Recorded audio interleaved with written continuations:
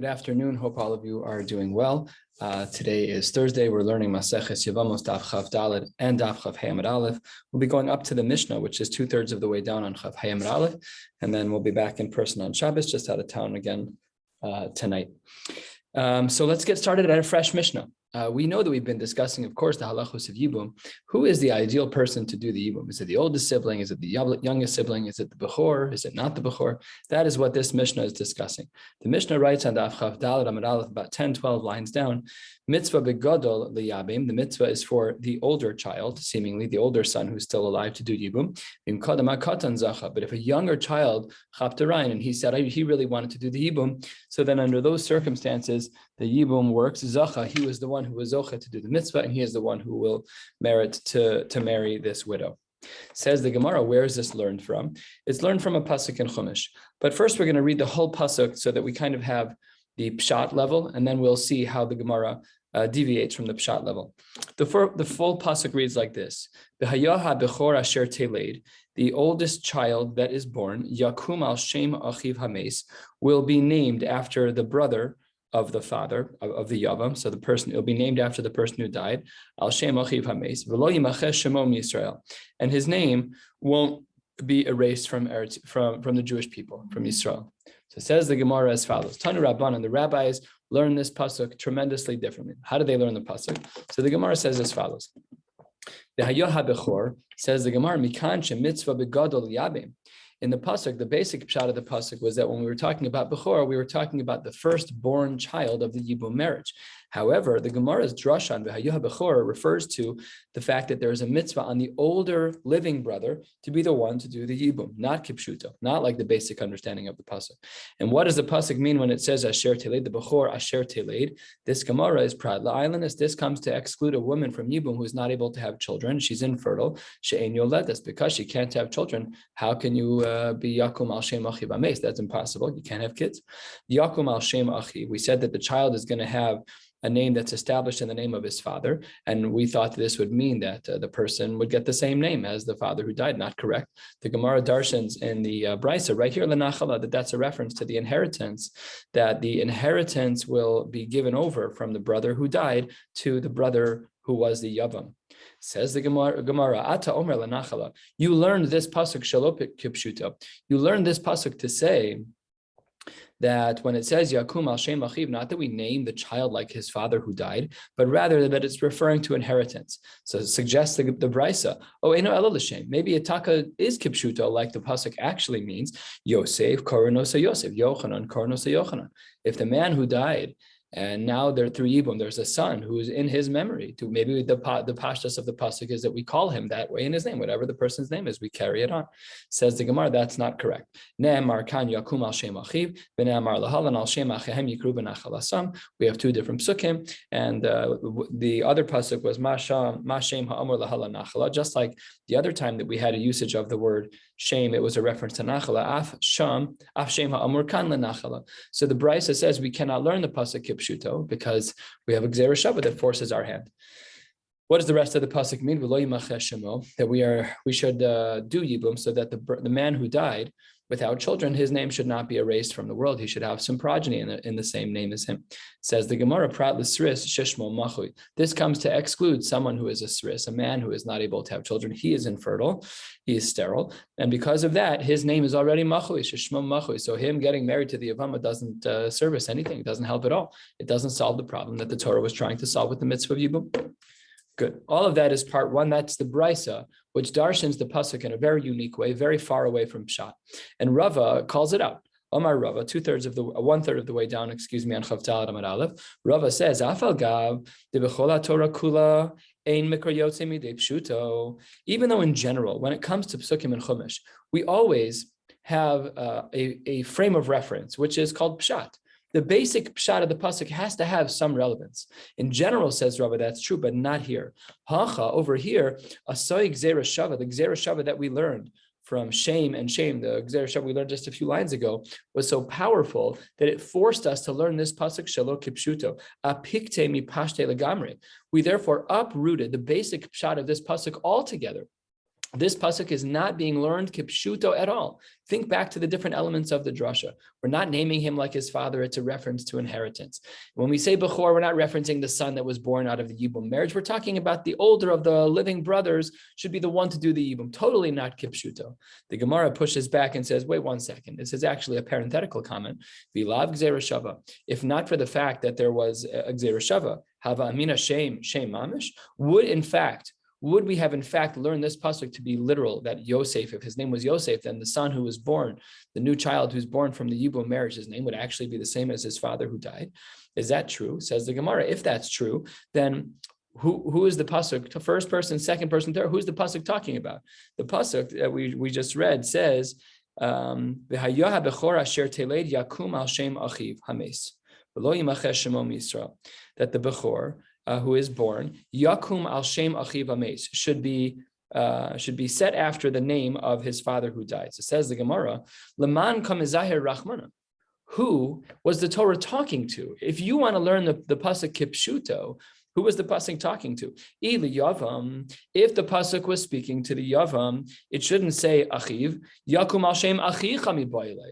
If I'm talking to the Yavam, I need to say to him, this is a din in you, and the child, okay, then I'm talking to him, but that's not the phraseology of the Torah. The Torah says achiv, it does not say achicha. And ila beidina, if we're making a reference to Bezdin, that Bezdin has this obligation to make sure that this takes place, then yakum al shem achi aviv mi boile, then there should have been a reference to the child. But none of this makes sense one way or the other. There should have been a reference to Bezdin, that you guys need to make sure that this baby, that the father is, it's not referenced that way either.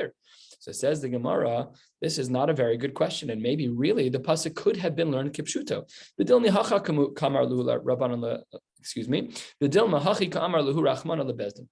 Maybe really the pasuk was saying as follows to Bezdin: Imru le Yavam. You, Bezdin, need to say to the Yavam, Yakum al Shem Achiv. He needs to be named after his brother. We're speaking about a Yavam, and we're telling him, we're speaking about the Yavam. We're not speaking to him, we're speaking about the Yavam, and we're speaking to Bezdin, and we're saying to Bezdin, you, Bezdin, need to make sure that this person names the baby after his brother. And that does work out. And either way, however we understand the basic pshat of the pasuk, it doesn't matter, because the Gzera Shava is still there. Ela asay Gzera Shava and apikte legamri. Whatever basic pshat or not basic pshat we had in the pasuk, the Gzera Shava that we had uprooted this understanding. Now the Gemara is going to try and figure out exactly what the word Bechor means in the pasuk. The Hayoha Bechor, we saw in the drasha at the beginning of the Gemara, where the Gemara opens, that Bechor is Mikan Shemitzvah Begadol Yabim. Who is a gadol? Is the gadol a bechor? Is the bechor a gadol? Is the gadol just older than the younger one, but the oldest one was the one who died? A whole bunch of iterations the Gemara is going to go through right now to try and figure out exactly what the word bechor comes to teach us. Says the Gemara 2/3 of the way down. Now that with the word bechor, we know that the pasuk is speaking about a gadol. Ema bechor liyabe. Maybe I should say that only an oldest child can do yibum, but a pashut, a regular child, a non-bechor child, lo liyabe, he should not do it. And our Mishnah is giving us some parameters. Says the Gemara that's not possible. We spent many days talking about Eishes Achiv Shelohaya Be'olamo, about a younger brother doing Yibum. Says the Gemara, Im Kain, Eishes Achiv Shelohaya Be'olamo Demir Rachman Alamali. Why then would I have needed all of the limudim that we did about Eishes Achiv Shelohaya Be'olamo over the last many blot? It's unnecessary if you say that Yibum only applies to a Bechor and not to a Pashat, not to a regular child, a non-Bechor. Says the Gemara, not necessarily. Maybe Parich Ravacha, he says, maybe we could say, the Ema, maybe we should say that the case of Eishes Achiv Shelohaya Be'olamo was Lemeute Buchra De'ima, was to say that no, we have to make sure that there's no Yibum in a case where it's Buchra De'ima, where it's a Bechor of the mother's side, because we know that Yibum is only on the father's side of the family. So that's what the Gemara is saying, is maybe we were coming to preclude the case of the Bechor being from the mother. Says the Gemara, Hahu lo matzasamris. We're not able to give such a recommendation because the Yibum benachala tala rachmana. Everybody knows that Yibum is dependent on nachala, benachala min ha'av lo min ha'im. That we don't even need a drasha to preclude the possibility of the Bechor being that of a mother, because everybody knows that Yibum doesn't go through the mother's side. Maybe we should say ki Bechor tiskay mitzvas Yibum, ki leka Bechor lo tiskay mitzvas Yibum. Maybe in order for the mitzvah of Yibum to function, we need a Bechor. But if there was no Bechor, then there's no mitzvah of Yibum at all. Says the Gemara, can't be, because Amar Kra umeis echad mehem milo askinan demis Bechor v'amar achman al yabem katan. The basic pshat of the pasuk is that the oldest brother died and that the younger brother did the Yibum. So that can't can't be that we're making some assumption that if there's no bechor, that there's no yibum. Maybe we should say the miskatan. Maybe we should say the cases where the younger brother died, and then we're saying the remaining brother, who's the bechor, he should do yibum, but in the reverse, it wouldn't have happened. Said the Gemara, that's again not possible because of an argument we said earlier. We know that there are cases where the younger child does the yibum, and therefore we can't say this as well. So we're still stuck. We don't yet know what the word bechor is coming to teach us. The Gemara continues 12 lines or so from the bottom. When there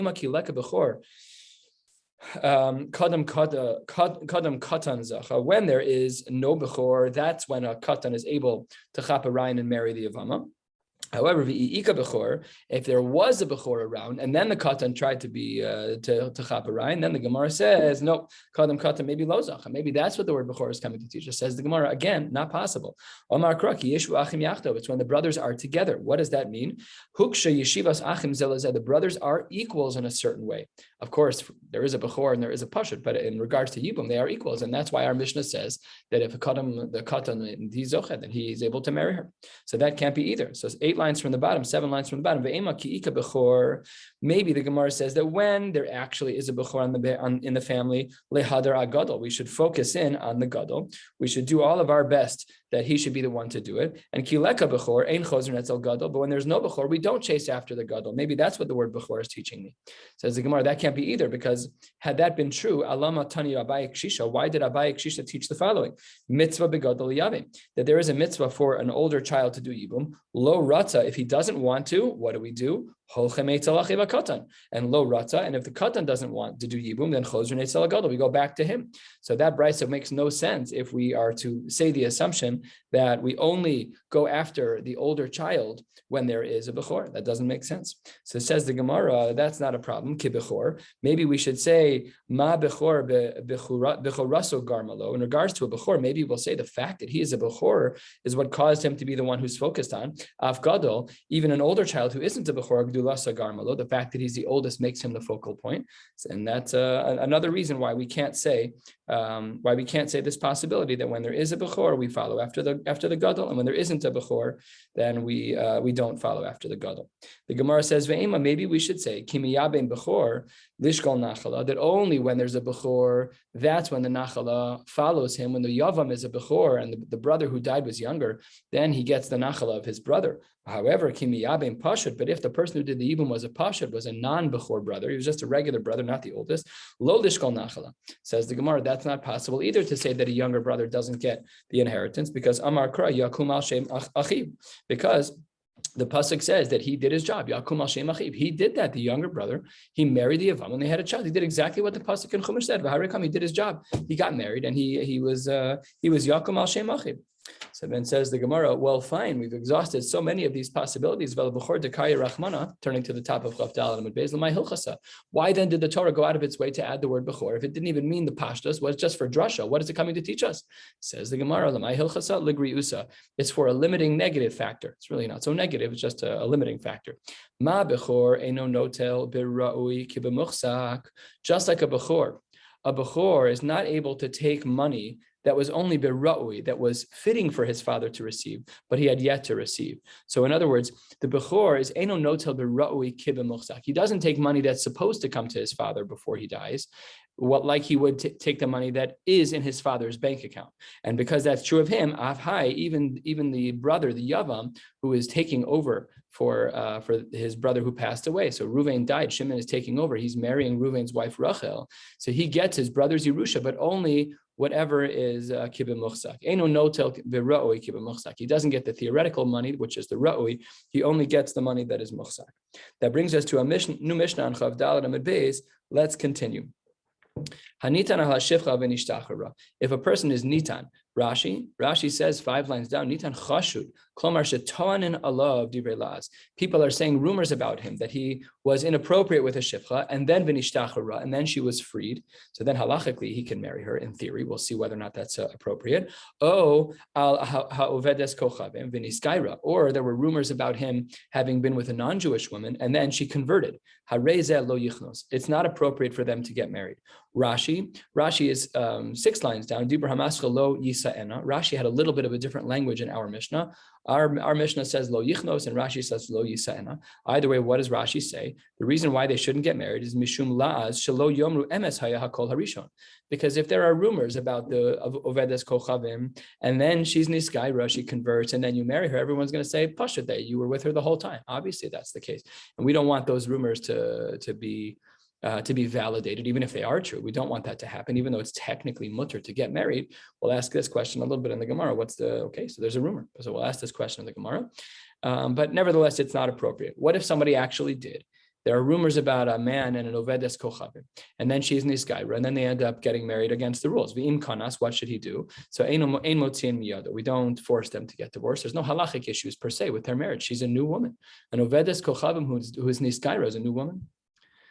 Okay, what about Hanitzan al Eshes Ish? A man is married, and there's rumors about him having been with another woman who's married in the community. That's a big problem.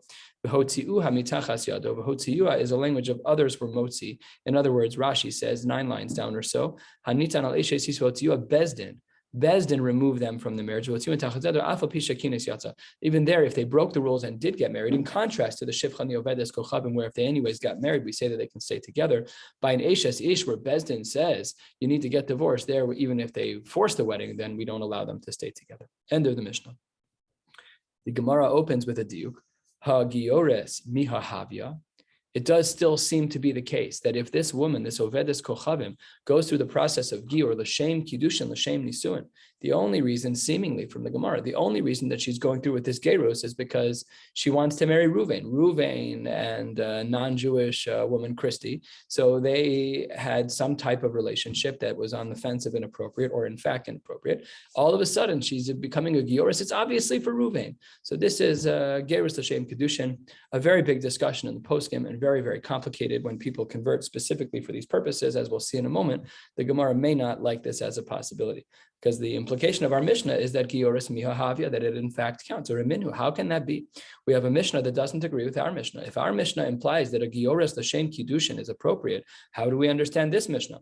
We're in the second line of the Gemara, 7-8 lines down, Chav Dalet Amud Bezer Minhi. Echad Isha Niskayer L'Shum Isha. If a man decides to convert for the sake of marrying a woman, Ve'echad Isha Sheniskayer L'Shum Ish, or if a woman converts for the sake of marrying a man. And similarly, someone who converts because he wants to eat at the king's table. Oh, he sees that there's this, he's able to get into the business, and he's a wealthy guy. He's walking into this perfect scenario. That's why he's converting. Or l'shum avdei Shlomo, in order to be an eved of Shlomo. Einon gerim. These people are goyim d'oraisa. They're really goyim d'oraisa. They can't marry into Klal Yisrael. Their kids are goyim d'oraisa. Divi Reb Nechemya. Shahir Reb Nechemya Omer Echad Gerei Arayos. If there are people who are converts because of Arayos with an aleph, because of lions. In other words, if they're converting out of fear. Echad Gerei Chalamos. If someone is ger because of a dream that they had. Echad Gerei Mordechai Esther. People who were in fear of Mordechai Esther at that time in Shushan. If people were converting, it was under duress, and it was therefore invalid. Einam gerim ad sheyiskayru bizman hazeh. They are not allowed to. They have an unacceptable gerus until they convert properly. Bizman hazeh. Asks the Gemara, what does bizman hazeh mean? Bizman hazeh sal kadaitach. What does that mean? Ella Ema, says the Gemara, ki bizman hazeh, like whatever is going on at this time, not like today, but when things are normal, when things are not scary, and when things are not awesome. So that's when it's appropriate to convert. So says the Gemara, how can it be that the diuk of our Gemara is correct? How can it be that the diuk of our Mishnah is correct when it says that Gioris Mihahavya? The Brisa says not that way. So it says the Gemara, Ha'itmar Allah. We already have a comment on this shita. Amar Rav Yitzchak bar Shmuel bar Marta Mishmei Derav Halacha Kedivrei Omer Kulam Gerim Heim. There is a shita in the Amoraim, and that shita is that all of these people are considered to be valid gerim. Now, if they're all considered to be valid gerim, so then the Gemara asks a kasha in our Mishnah. Why then can a man not marry this non-Jewish woman, Ovedes Kochavim, who's Niskaira, even if it's l'shem ishus, even if it's for the sake of getting married? Who cares? Let it be that they're getting married. What is the big deal? Because of the rumor, says the Gemara, Mishum de Ravasi. Ravasi says it's not appropriate. Amar Ravasi, we need to remove the twisted lips. We need to remove the contorted lips. We need to make sure that people are not saying bad things about you, and therefore you should not marry the person. Tana Rabbanan, the rabbis teach us another brisa about gerus. And mekablim gerus to the Yevamos HaMashiach. We will not be accepting non-Jewish converts throughout the times of Yevamos HaMashiach. Kayotzevo. Similarly, in the past, Lo kiblu gerim, lo bimei David, v'lo bimei Shlomo. We did not accept gerim during the times of David when things were more wartime, v'lo bimei Shlomo when things were more peacetime. Things were not the ideal settings for conversion. Amar Rabbi Elazar Mikra. What is the pasuk that supports this idea? Hein gur yagur efes meosi. You want to do some conversions? Do it when it's me efes osi, without meosi, even without a kodesh baruch hu. If that's the case, then mi garitcha alecha yipol. Then fine, then you can do your conversion. You can follow with the Jewish people. You're in. Aval idachla. But to convert for other reasons, that's not considered to be appropriate.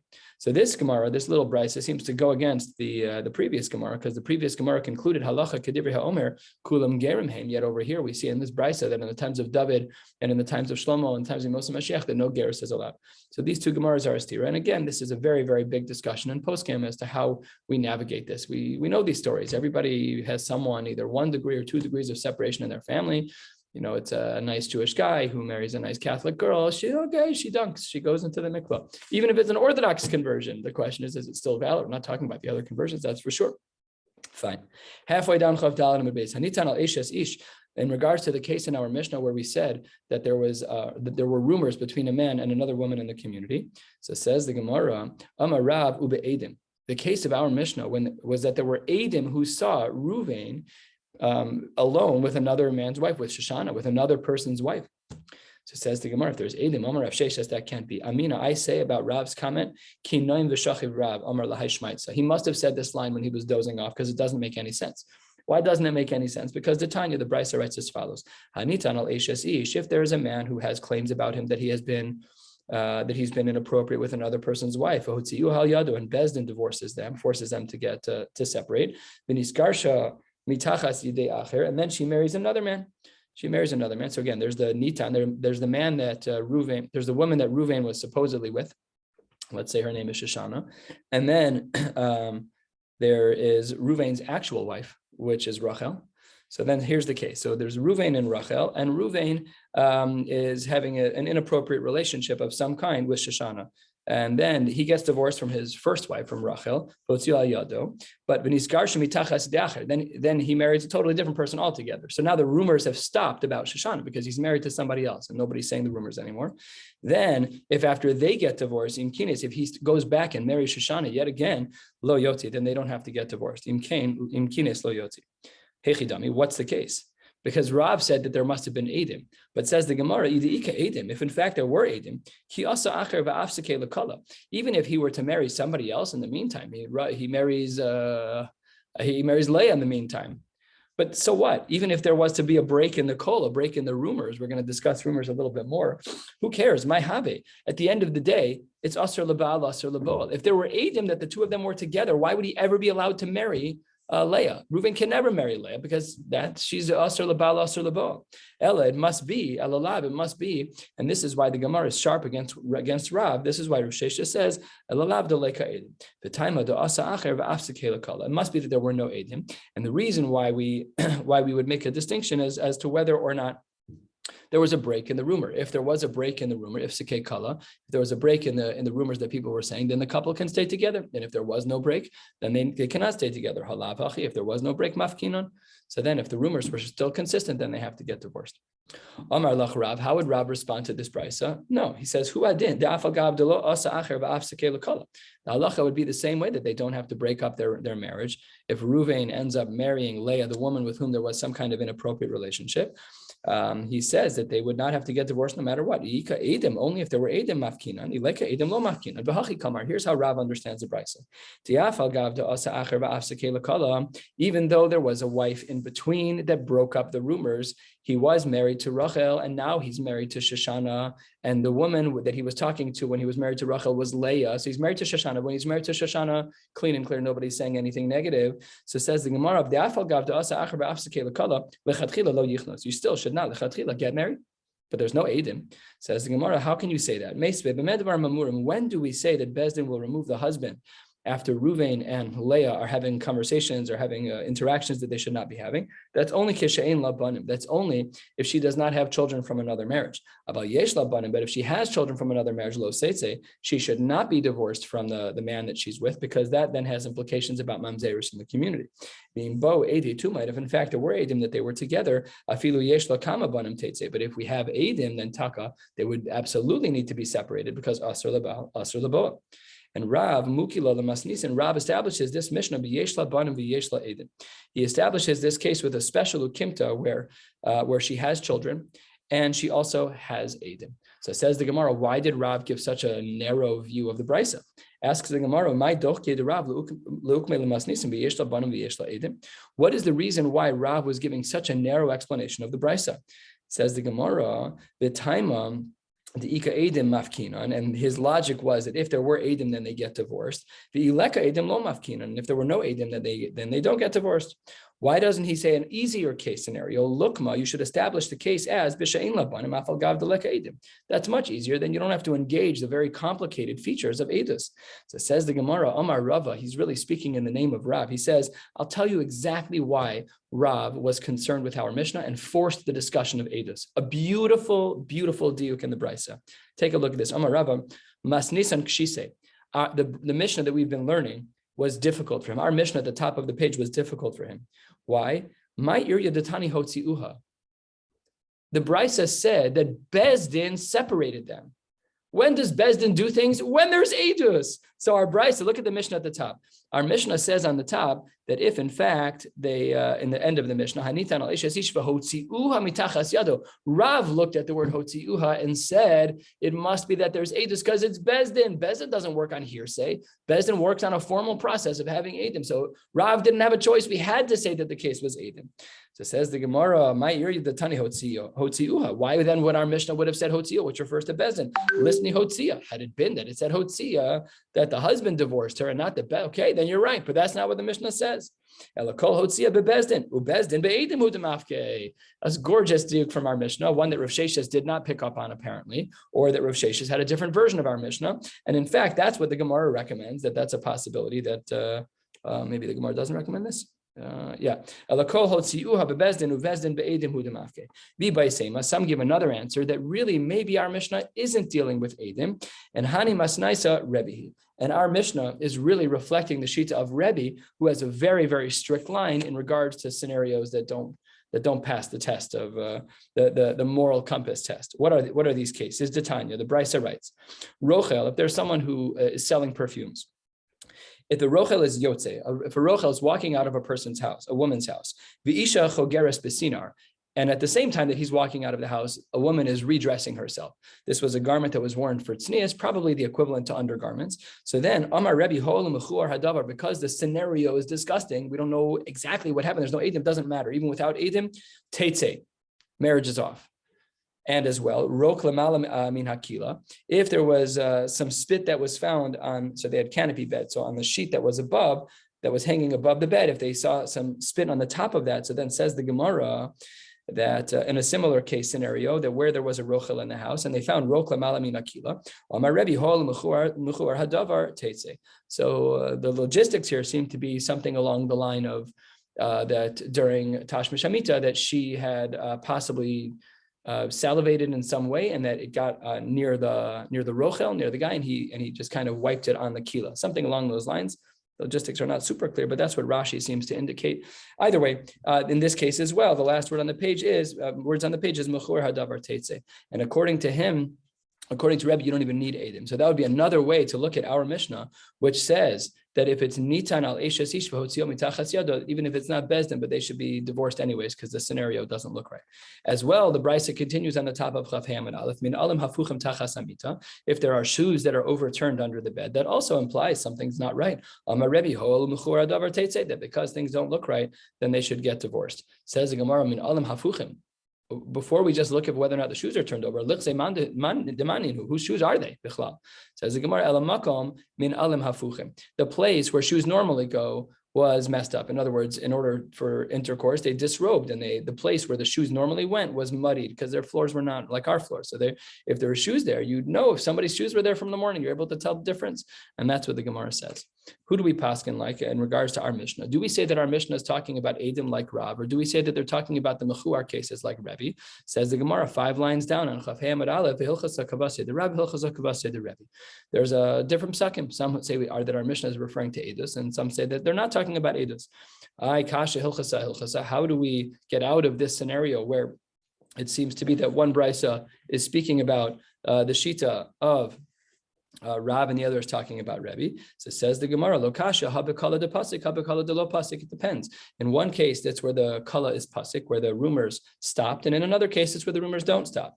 Says the Gemara, kala de lo pasik v'leka edim ki Rebbe. When there is a no stop of rumors, then even Rebbe, even where there's no edim, we would still say that they need to get divorced. And kala de pasik v'ika edim ki Rav. And when the kol does stop, when the rumors stop, and there are edim, that is ki Rav. That's how Rav understood our Mishnah. Asks the Gemara, what does it mean that rumors stop?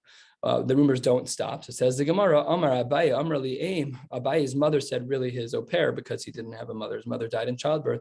Dumi demata, Yomi upalga. The rumors around town, they typically last a day and a half. Things are very different now with technology. I don't know what the modern application of this would be, but it's rumors last much longer than that. It has to be that there was no stopping at all.